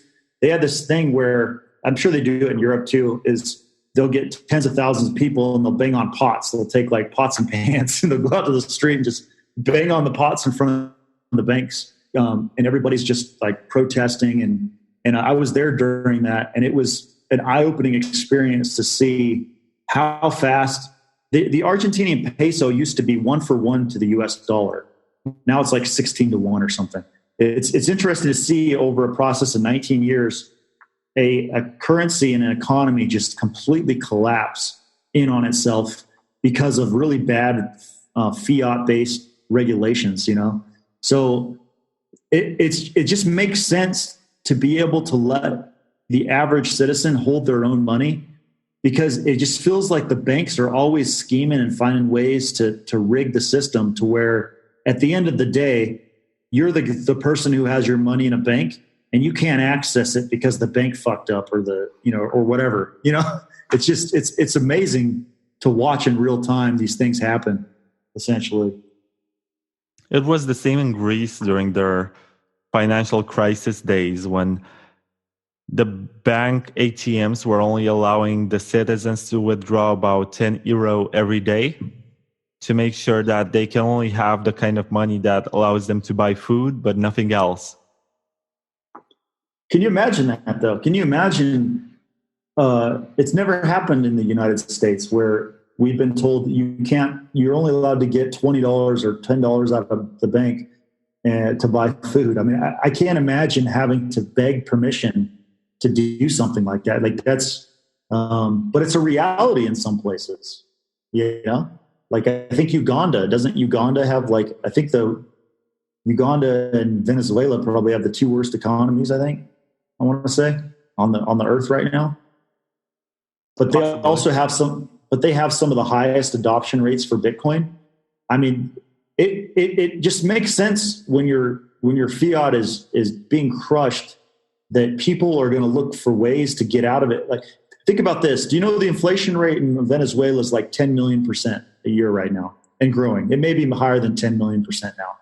Bitcoin dropped what, 85%, 80%? I don't remember last year, but it dropped like, let's say 85%. Imagine your inflation rate's 10 million percent and you're buying Bitcoin when it's only devalued 80% over the last year, but your currency's 10 million percent. You're making money just by waking up every day. Do you know what I'm saying? Yeah, pretty much. Yeah. just by waking up in the morning and putting $5 into your Bitcoin account, you're providing yourself the ability to survive another day. Like, most people on planet Earth can't imagine that scenario where that's your living condition. It's so bad that you're having to find an escape route because your currency's worth nothing,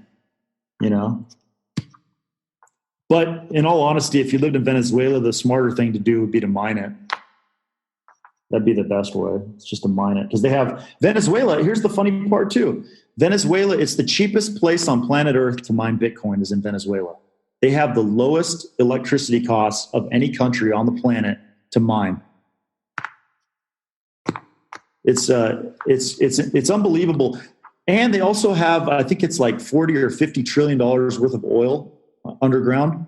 There's physically no reason why Venezuela should be broke. Exactly. But no reason. You can actually see the scale of world politics and how an embargo on trade can actually affect a nation. Because your resources are only worth as long as you can trade them.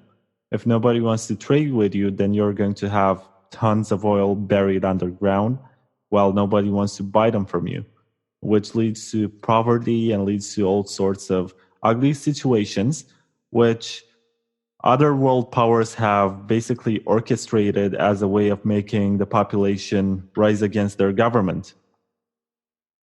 I guess we all know the story of Richard Nixon trying to meddle with elections in South America. Yes, that was way before my time. I don't remember the specifics of it. It's a long time ago. Yeah, it was with Pinochet, was a socialist dictator, or he turned out to be a socialist dictator. But Richard Nixon was so against the idea of having socialist dictators around the time in the 70s that he and Henry Kissinger were very much involved in financing the opposition, which was pro-American, and helping them, even if it took to do assassinations or protests and this kind of social movements, which were basically funded by the US government as a way of ensuring that the countries at the south of the continent were friendly and not on the side of Russia. But nowadays you have something similar, except that they allow the nation to starve as a leverage to make the dictators fall. Because in Venezuela, you had Hugo Chavez, was one of the most popular political figures of his time because he was very generous, irrationally generous. If you're a Venezuelan citizen living abroad, you would receive a subsidy to your costs for heating and for electricity, just like somebody who was living inside the country. But it turned out to be wasteful. And when Hugo Chavez was gone, and now they have a different leader, I don't remember his name right now, but I'm not going to look it up, and you can do it yourself. I guess the politics of this specific individual who is basically the dictator of Venezuela were not as appealing to the United States. And Donald Trump, as the person who is in charge of foreign affairs within the United States, even though he has a Secretary of State, his entire cabinet is not as friendly as the Obama cabinet. And they basically allowed the population to starve, and they allowed for this huge inflation to happen, hoping that the regime would collapse and at some point the Americans will get back to doing what they do best. You know, spreading their businesses like McDonald's and Starbucks and doing their kind of economic colonialism, or I'm not sure how it should be called, but they do this and they're going to get back and the economy is going to recover. under the kind of leadership that is friendly to the United States. And that's not something that only the United States does. If you lived close to Russia, like Romania is, you'd have a long history of Russians trying to take over and stealing your resources and infiltrating within your politicians, trying to promote ideas that are friendly to the government in Moscow. So I guess that's how the big players operate on a greater scale. And this is also one of the reasons why you should be into Bitcoin, because you know that you're taking away this kind of power from big governments. And by big governments, I don't mean governments which have welfare and have a lot of left-wing policies and a lot of state employment. I mean the ones that are world powers and nobody can take away the status of theirs because they have atomic bombs, they have large military facilities with which no neighbors can compete. And basically they can dictate the policies within their area just by threatening or just by allowing economies to collapse around them. This is what's going on in Venezuela. I hope that 50 years from now, 100 years, whenever Bitcoin gets popular and becomes maybe the world reserve currency without any shadow of a doubt, we're going to be much fairer. And we are going to remember these times and say, just like it was in the case of slavery or other atrocious actions throughout the history of mankind, we're going to look back and say, back in the day, you could have a big state threatening another one with political means. And now we have Bitcoin and we are supposed to cooperate. We are supposed to function in a way that incentivizes everyone to be honest and to be a good player of this game. Otherwise, you have no other means. Well, except for wars, but you will also need Bitcoins to go to war. And the distribution of Bitcoin around the world is still uncertain. You're never going to be sure who owns how much unless they disclose it. So yeah, it's an exciting world which I hope will be so much better than the system we have and despise right now. And it takes dreamers like us to promote the idea of Bitcoin taking over the world, to be able to even have it on a small scale and conduct experiments to see how communities react. Because I guess communism as an idea sounds very good, to have equality among humans and an equal distribution of resources. But when you try it on a small scale, you realize that people are actually greedy and they want to have as much as possible. And you're going to have people who no longer find any reasons to be productive and to work just because they get everything through their very existence. And in the case of Bitcoin, it's the exact opposite. You are incentivized to work and be somebody and be greedy, to accumulate, to trade with the others. I agree. It's definitely incentivized. I mean, there's an incentive to using, holding Bitcoin and promoting it. I mean, it's not a greedy system, I would say. I mean, the average person can't go out and buy 1,000 Bitcoin. You know, most people strive to get what they can. Like my example of the developing world. You know, people are buying Bitcoin and trading Bitcoin just to eat food. You know, like you can't do that with the Venezuelan peso. You know what I'm saying? Like, you can't afford to physically buy, like, they're on a totally different plane as you and I are. They physically can't get food with their national currency. Can you imagine that? That's why I'm so, like with you, I'm so idealistic about Bitcoin. Is it's not for people that live in America. Like, in America, I'll be fine, you know, as an American. But for a guy who's living in the developed world, this really is an escape route. Do you know what I mean? It really is, to a better life. Yeah, I know, because that's why I got into Bitcoin. When I realized that the money I was making when I first started making money was losing value month after month. And I started looking for investment opportunities and ideas. And I first stumbled upon Ethereum, which is crazy. And it was a bad move on the long term. but that's how I discovered Bitcoin. So in a way, I'm not as adversarial to the idea of altcoins as other people might be, because some of them, even though they are bad investments, they can teach you how to run a node, how not Ethereum, but others like, I don't know, Litecoin. But they teach you how to run a node, how to work with a wallet, how to secure your own keys. And these are essential skills that you need when you get to Bitcoin and you finally understand why it reigns supreme and there's nothing like it yet. And if you lose your altcoins, that's not really a big loss. Yep. I agree, man, for sure. We definitely see pretty much the world fairly similar, which is good. Yeah, that's why we do podcasts, I guess. They are like echo chambers for like-minded people.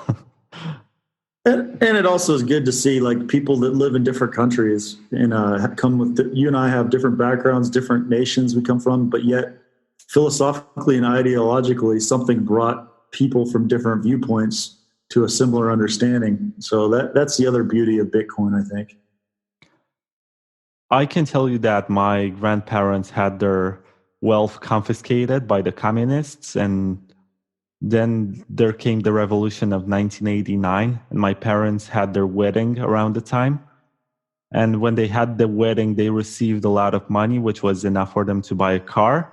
And they sent the first payment for the car. And due to the political instability, they were not able to get it. And they got their money back. But by the time they got the money back, the money which they received was only enough to buy a couch for the living room. And that's what they did because they had no choice. They had to spend the money or else it would become even less valuable. And the 19... And that's...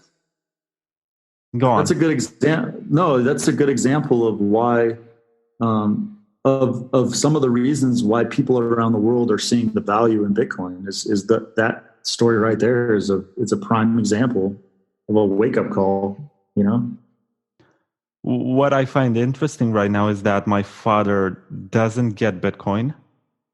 And he tells me that I should not trust something that is not, backed by anybody or anything other than hash cycles and electricity and the good willingness of some developers. But he is an old school economist and he only believes in what is tangible and has his own ways of evaluating what is valuable and what is not. I tried to present to him from this specific angle, and I told him, you had these experiences when you were young, and you told me about them.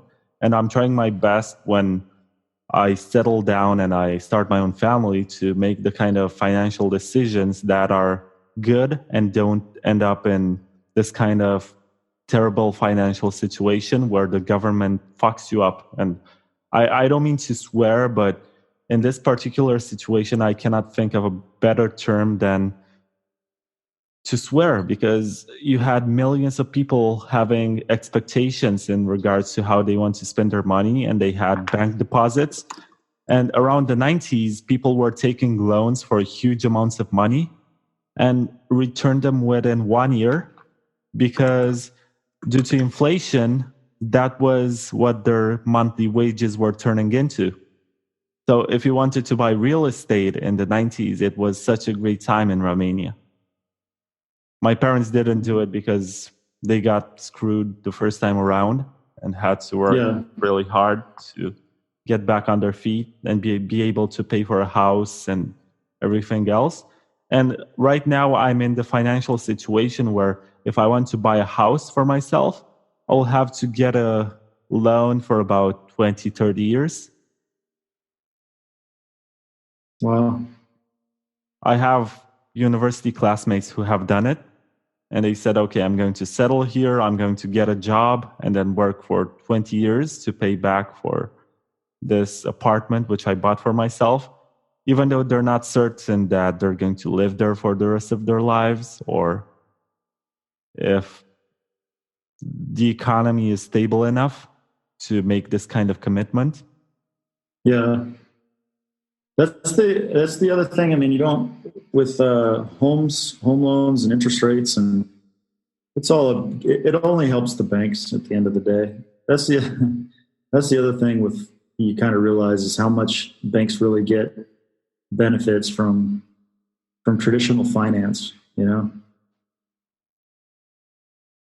And it kind of sucks. I think this system under which we operate is the best that we have had so far up to this point, but it can get better in so many ways.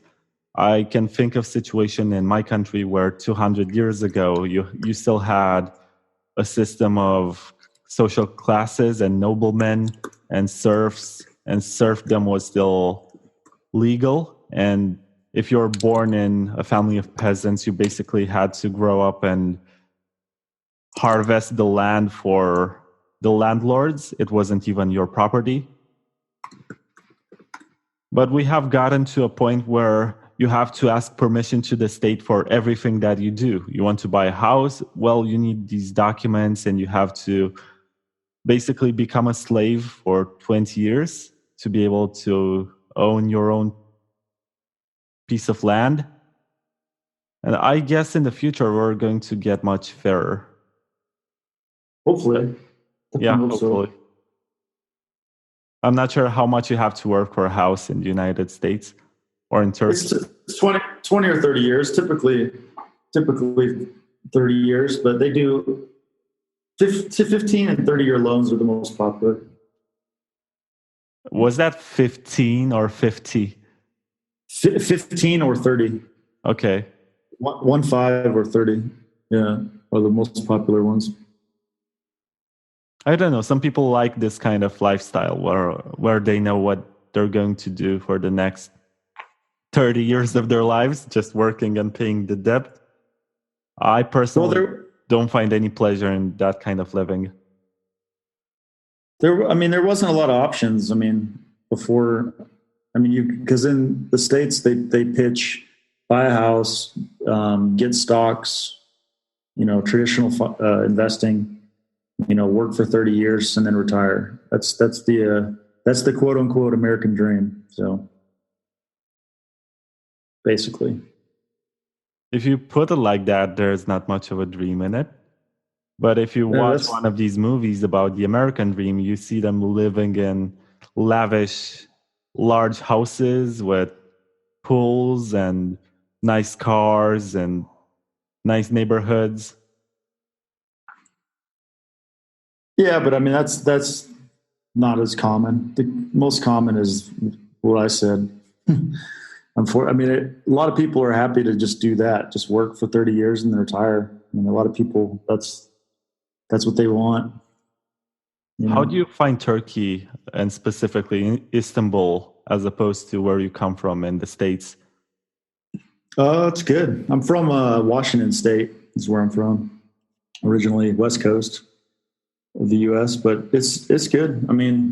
People are friendly, good environment. It's a growth area, though, growth industry. That's what I like about it. There's a lot of room to grow here. Not just Istanbul, but the region. This entire region is very, very positive for Bitcoin and crypto in general. They're very eager. Everyone's very eager to learn here. But not very many. Yeah, it's good. I think it was rated.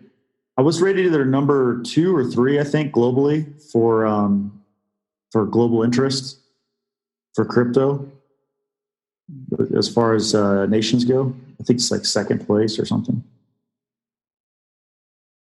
Which is not something that you can say about the United States, I guess, where they are trying their best to outlaw, or not outlaw, but make it so inconvenient to have any kind of Bitcoin or cryptocurrency. They just tax the hell out of it. I don't think they're ever going to go after Bitcoin. I think it's just the one it's getting a bad image, and then 2, they're not going to outright say you can't buy it, but they're making it to where it seems like it's not a good investment. The news, the media, if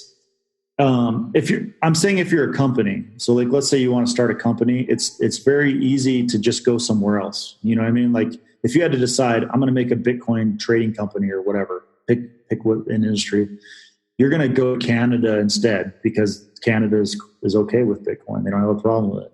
You're going to go somewhere besides the U.S. because there's no reason to go to the U.S. So a lot of the talent is leaving town and going abroad. That's the issue. What is the media like in Turkey? It's the same, normal. We got CNN here, and we got all the BBC's pretty popular. I'd say the three most popular is probably BBC, CNN, and RT. Those are the three most popular. Those are the foreign channels that I usually watch that are here. Okay. And here, Russia Today is not very popular for obvious reasons that we don't like Russians. Yeah. I'm tracking that dynamic for sure. But those are the three that are the most reliable for kind of what's going on around the world. Usually watch them. But okay. So we have been talking for about 2 hours now. Do you have any last topic that you want to approach? No, I think we're good, man. I think I'm gonna try to get some lunch, and I think the topics we covered are good, man. It's nice to hear different perspectives and learn some more about different ways we can grow the industry from someone else. That's why I love podcasts. It's just raw, and it's just people engaging on what's going on.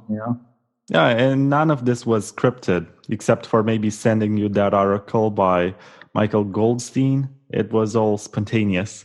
And I have never spoken to you before. This is the first time we met. Yeah.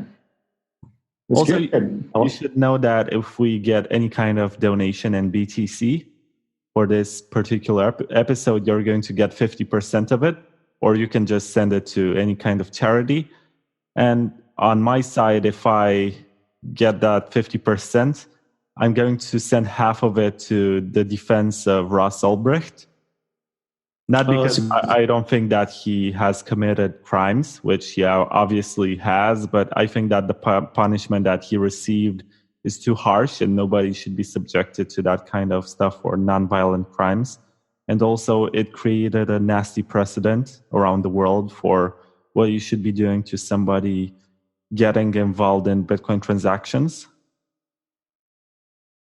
I can see how other governments will look at it and say, oh, so look at what the Americans have done. And they are like the pinnacle of freedom and individual liberty. No, I agree, man. Ross Ulbricht got a bad rap. I'm all for that. That's a good cause. Okay.